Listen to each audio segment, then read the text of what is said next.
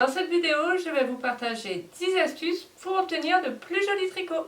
La première astuce, c'est le blocage. C'est une technique que j'ai découvert bien tard dans ma pratique du tricot, mais je trouve que ça fait une grosse différence. Donc j'en parle souvent désormais, j'ai fait une vidéo à ce sujet, un article de blog et je l'ai ajouté dans mon challenge Finition Parfaite, un challenge gratuit auquel vous pouvez vous inscrire qui vous aidera à obtenir de jolies finitions. Je vous mets le lien dans la description où vous pouvez vous inscrire à la fin de la vidéo. Pour la deuxième astuce, il s'agit du tricot sur mesure. Alors là c'est un petit peu plus complexe, ça demande de bien comprendre comment ça fonctionne, ça demande aussi de faire quelques calculs. On va partir de l'échantillon, on va faire une règle de 3 et surtout il faut prendre en compte aussi l'aisance nécessaire. Dites-moi dans les commentaires si une vidéo sur le tricot sur mesure pourrait vous intéresser. La troisième astuce, c'est de veiller à avoir une bonne qualité de fil.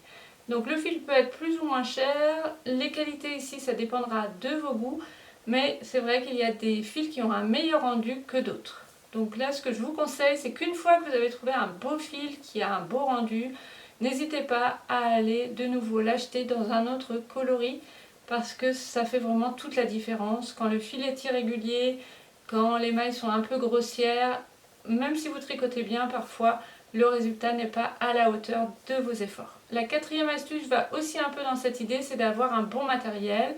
Pour les aiguilles, pour les anneaux marqueurs en particulier, je vous conseille pour les aiguilles circulaires de vraiment mettre le prix sur un coffret. Il faut vraiment éviter tout ce qui est matériel qui accroche la laine, qui étire la laine, parce que tout ça, mine de rien, à la fin, ça finit par se voir.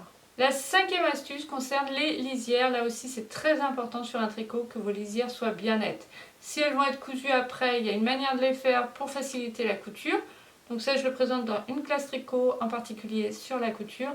Mais vous avez aussi une manière de faire les lisières quand vous aurez besoin de voir les lisières, par exemple sur une écharpe. Donc là, j'ai une super vidéo que je vous mets en lien. Elle vous permettra de faire de jolies lisières pour tous les points. La sixième astuce concerne la manière de rabattre les mailles. Donc ici, c'est assez inégal. Chaque tricoteur, chaque tricoteuse a une manière différente de tendre le fil. Et donc, le rabat va être plus ou moins différent. Ce qu'on veut éviter, c'est quand les mailles se resserrent. Et ce qu'on veut éviter également, c'est quand les mailles s'élargissent trop. Donc moi, j'ai des techniques de rabat qui me correspondent bien, mais peut-être que vous, avec votre manière de tricoter, ça n'irait pas aussi bien. Donc là, je vous conseille de tester plusieurs techniques de rabat différentes pour trouver celle qui vous convient. D'ailleurs, il ne faut pas hésiter à défaire un rabat et à le refaire. Pour la septième astuce, c'est un petit rappel que je fais souvent, finissez vos rangs. N'arrêtez jamais votre tricot au milieu, par exemple ici, là, parce que ça risque fort de faire une démarcation. Donc je sais qu'avec de jeunes enfants, avec un mari qui nous réclame ou avec un chat qui passe par là, parfois on est interrompu, on doit lâcher notre tricot. À ce moment-là, il y a urgence, revenez vite vers votre tricot parce que plus longtemps le tricot restera comme ça et plus vous avez un risque de petites démarcations. Alors c'est pas grand chose bien entendu, mais c'est vrai que sur le rendu final du tricot, ça risque de se voir et quitte à passer des heures et des heures à tricoter, autant avoir un beau résultat. Donc mes enfants sont habitués, maintenant je leur dis toujours je finis mon rang et j'arrive et je suis sûre que beaucoup se reconnaîtront. Ma huitième astuce est bien en continuité avec la septième, il s'agit de faire attention à l'endroit où vous allez changer votre fil. Donc quand on a un gros projet, généralement il faut changer de pelote en cours de projet, donc pour ça aussi j'ai des vidéos. Vous retrouverez d'ailleurs une vidéo astucieuse dans le challenge Finition Parfaite. Donc ce que je vous conseille quand vous êtes en circulaire, c'est de bien faire vos changements de fil.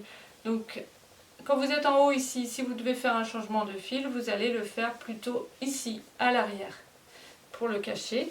Et ensuite, une fois que vous avez dépassé les manches, il va falloir pour les manches bien faire votre changement de fil sous la manche. Et pour le corps, bien faire votre changement de fil sous l'aisselle ici. On ne fait pas ces changements sur l'avant ni dans le dos parce qu'il y a toujours un risque de petit décalage. Même chose pour le tricot à plat avec couture. On ne va pas changer de fil au milieu du rang. Donc si vous tricotez, que vous vous rendez compte que vous êtes à court de fil pour terminer le rang, tant pis, il va falloir détricoter ce que vous avez fait jusqu'au début du rang, changer ici votre pelote et reprendre le rang. C'est un petit peu contraignant, mais au moins ça vous évite d'avoir un changement de fil en plein milieu du tricot. La 9e astuce s'adresse plutôt aux débutants. Quand on débute, on a un tricot qui peut être un petit peu irrégulier. Pour cela, je vous conseille de tricoter détendu. Prenez le temps de vous détendre avant, parce que si vous êtes un peu crispé sur votre tricot, un peu stressé, ça risque de se voir. Même chose, vous allez essayer d'être toujours dans la même position. Vous choisissez un fauteuil, une position dans la maison qui vous convient, vous vous installez pour tricoter. Et je passe à ma 10e astuce, parce que quand votre tricot sera bien régulier, que vous pourrez changer de position sans que cela affecte votre tricot, là c'est le moment d'emmener votre tricot absolument partout. Donc moi personnellement, j'emmène vraiment mon tricot tout le temps avec moi. J'ai besoin de pouvoir tricoter dans la voiture, en salle d'attente, chez des amis. Si je n'emmenais pas mon tricot partout, vraiment je tricoterais, je dirais, au moins 2 fois moins, voire plus. En train, en voiture, dans l'avion, le tricot s'emmène vraiment partout et c'est une grande chance. Voilà pour ces 10 astuces. En commentaire, n'hésitez pas à nous partager les vôtres. Je vous invite à vous inscrire au challenge finition, ça vous permettra de voir le côté technique de toutes ces astuces pour avoir de jolies finitions. Je vous souhaite un joyeux tricot et je vous dis à très bientôt.